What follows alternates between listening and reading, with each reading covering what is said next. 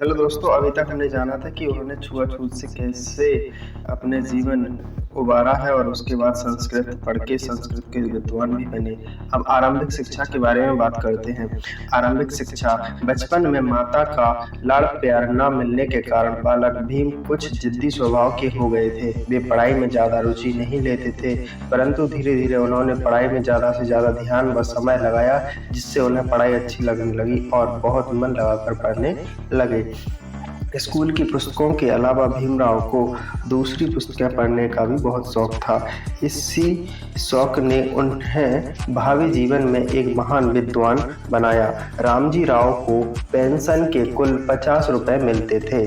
उनकी आर्थिक स्थिति बहुत अच्छी नहीं थी, किंतु फिर भी वह भीमराव को पुस्तकें खरीद कर देते थे और चेहरे पर कोई सिकन भी नहीं लाते थे, ताकि बालक भीमराव के बालक मन पर पिता की परेशानियों का भार न पड़े। आर्थिक दुर्बलता के कारण वह कई बार अपने गहने बेच देते, सामान गिरवी रख देते और ब्याज पर भी उधार ले लेते, परंतु भीमराव को पुस्तकें अवश्य खरीद कर देते। कई बार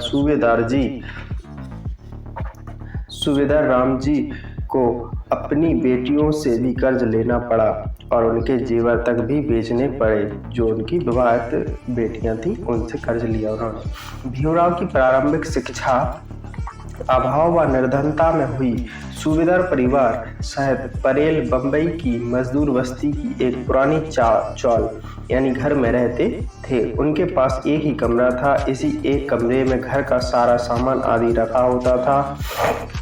वही कमरा रसोई घर के रूप में भी प्रयोग किया जाता था और गुसल खाने के रूप में भी।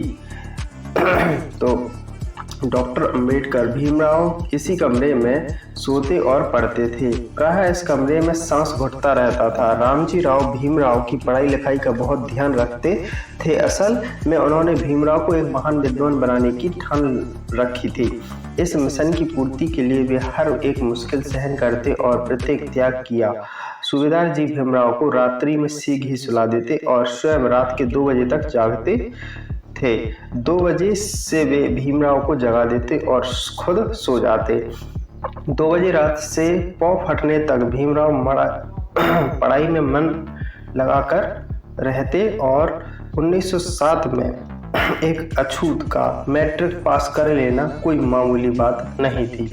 बम्बई में अछूतों ने भीमराव का उत्साह बढ़ाने के लिए उनके सम्मान में एक सभा का आयोजन किया। इस सभा में एक हाई स्कूल के मुख्य अध्यापक माननीय कृष्ण जी अर्जुन केलुस्कर भी पधारे, जो एक प्रसिद्ध समाज सेवक भी थे। इन्होंने भीमराव को भगवान बुद्ध की जीवनी भेंट की थी। इस अवसर पर सूबेदार जी ने घोषणा की, भले ही मेरी आर्थिक स्थिति ठीक नहीं है, फिर भी मैं भीमराव को उच्च शिक्षा दिलवाने का दृढ़ संकल्प लेता हूँ। विवाह। अब इनके विवाह के बारे में चर्चा करेंगे थोड़ी सी। तो विवाह के समय भीमराव 17 वर्ष के थे और उनकी पत्नी रमाबाई 9 वर्ष की थी। रमाबाई के पिता दापोली में कुली का काम करते थे। विवाह का स्थान बहुत अद्भुत था। विवाह की सभी रस्में बम्बई की भयखला मछली मार्केट में ही पूरी की गईं। रात को दुकानें बंद होने के बाद बाराती इसी मंडी में पहुंच गए। लड़की के माता पिता एक कोने में और बाराती दूसरे कोने में अपना अपना काम करते रहे। इस मार्केट में एक गंदा नाला बहता था। इस गंदे नाले के ऊपर बने हुए एक थड़े यानी पक्का फर्श था, उस पर सारी रस्में पूरी की गई। दुकानें खुलने से पहले ही शादी समाप्त कर ली गई। फिर आती है इनकी उच्च शिक्षा। उच्च शिक्षा के बारे में थोड़ा सा संक्षिप्त में जानकारी लेंगे हम। भीमराव बम्बई के एल्फिंस्टन कॉलेज में दाखिल हो गए। एक अछूत का कॉलेज में दाखिल होना उस समय एक अनोखी बात थी। सूबेदार राम जी की आर्थिक स्थिति बहुत खराब हो चुकी थी। उनमें भीमराव को उच्च शिक्षा दिलवाने की हैसियत नहीं थी। ऐसा लगता था कि अब सूर्य को चमकने का अवसर नहीं मिलेगा। ऐसे में मास्टर कृष्ण जी अर्जुन केलुस्कर एक सच्चे सहायक के तौर पर सामने आए। उनकी बड़ौदा रियासत के महाराजा सयाजी राव गायकवाड़ से अच्छी पहचान थी।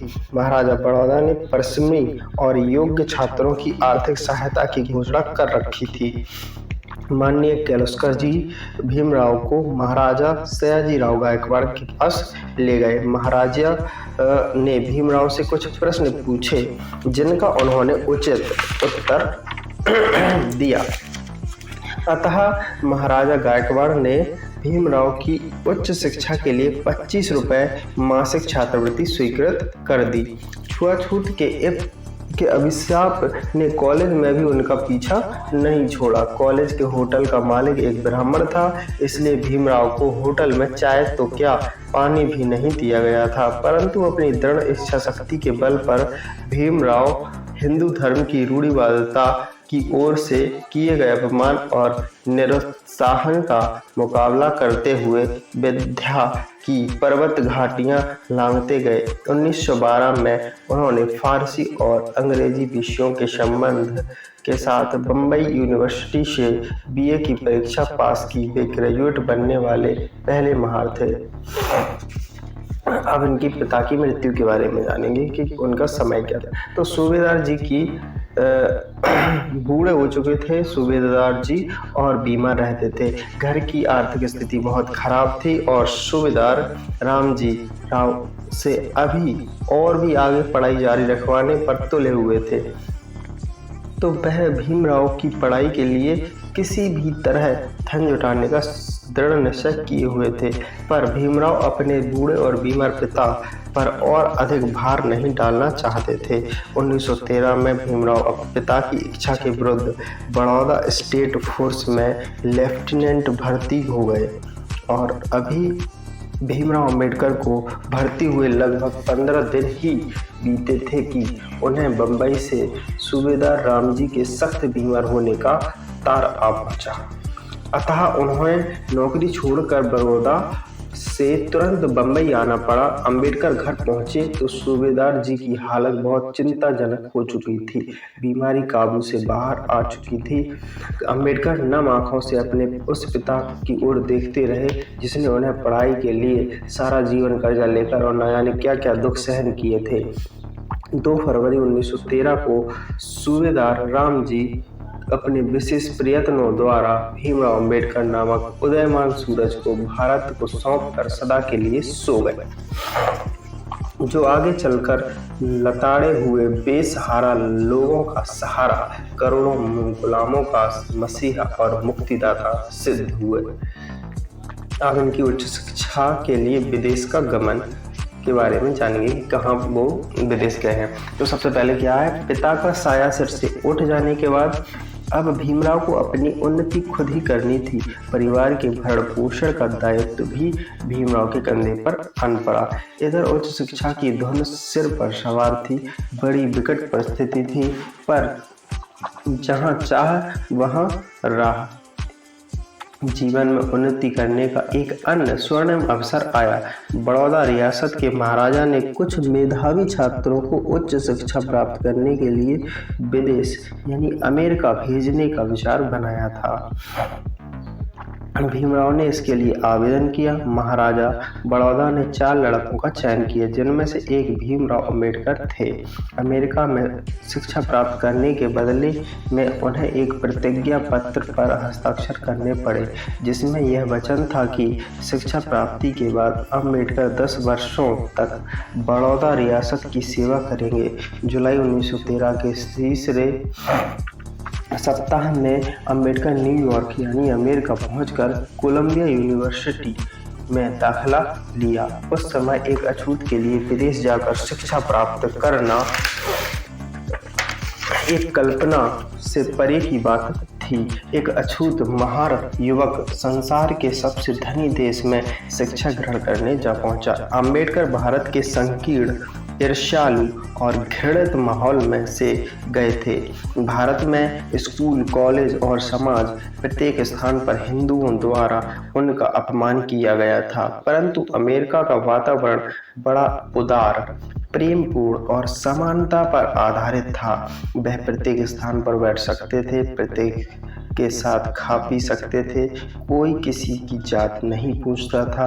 किसी ने उन्हें दरवाजे के बाहर फर्श पर बैठकर खाना खाने के लिए नहीं कहा। किसी ने उन्हें अछूत महार कहकर नहीं दुत्कारा। पहल अम्बेडकर को यह सपना सा लगा।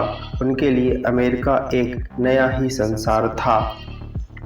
इतनी स्वतंत्रता के बावजूद उनके पास सिगरेट, शराब, सैर सपाटा व मौज मस्ती के लिए ना पैसा था और ना समय। अम्बेडकर हमेशा पढ़ाई में ही लगे रहते थे। वह तो केवल ऊंची से ऊंची शिक्षा पाना चाहते थे। वे दिन में 18 घंटे पढ़ा करते थे। कभी कभी अम्बेडकर पढ़ाई में इतने खो जाते कि उन्हें भोजन की भी सुध नहीं रहती। पढ़ाई में इतने लीन हो जाते कि उन्हें पुस्तकालय के बंद होने के समय की भी सुध नहीं रहती थी। लाइब्रेरियन उन्हें ढूंढ कर पुस्तकालय से बाहर जाने को कहते। भूख मिटाने के लिए वे कॉफ़ी का एक प्याला पीकर काम चला लेते थे। डबल रोटी का एक आध पीस खाकर गुजारा कर लेते थे।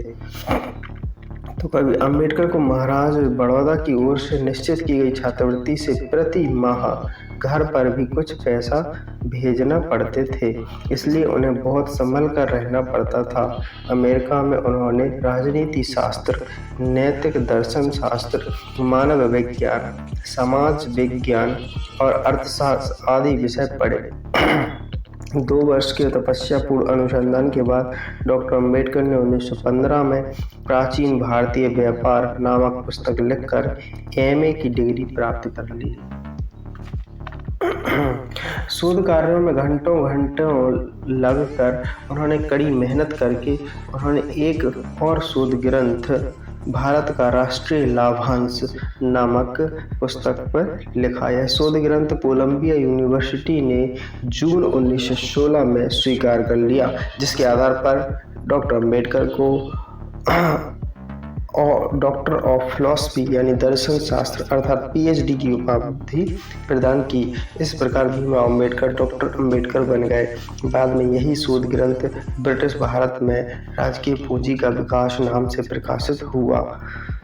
इस पुस्तक में डॉक्टर अम्बेडकर ने ब्रिटिश सरकार की धन लोलुप नीति, नौकरशाही व जनता के शोषण के तरीकों का कड़े शब्दों में विरोध किया। जब भी किसी स्थान पर ब्रिटिश सरकार की आलोचना की जाती, इस पुस्तक में से उदाहरण प्रस्तुत किए जाते। यह पुस्तक डॉक्टर अम्बेडकर साहब ने मुझे विद्या प्राप्ति के लिए दी गई सहायता के लिए आभार प्रदर्शन के शब्दों में महाराजा बड़ौदा सयाजी गायकवाड़ को समर्पित की थी। इन पुस्तकों ने डॉक्टर अम्बेडकर की विद्वता को दुनिया के सामने प्रमाणित कर दिया। इन पुस्तकों ने डॉक्टर अम्बेडकर का नाम उज्जवल कर दिया। उन्हें स्थान स्थान से आमंत्रण आए। उनके सम्मान में कोलंबिया यूनिवर्सिटी के प्रोफेसरों और छात्रों ने एक शानदार चाय पार्टी दी और अम्बेडकर के कठोर परिश्रम व विद्वता की भूरी प्रशंसा की। अब डॉक्टर अम्बेडकर अमेरिका से लंदन जाएंगे।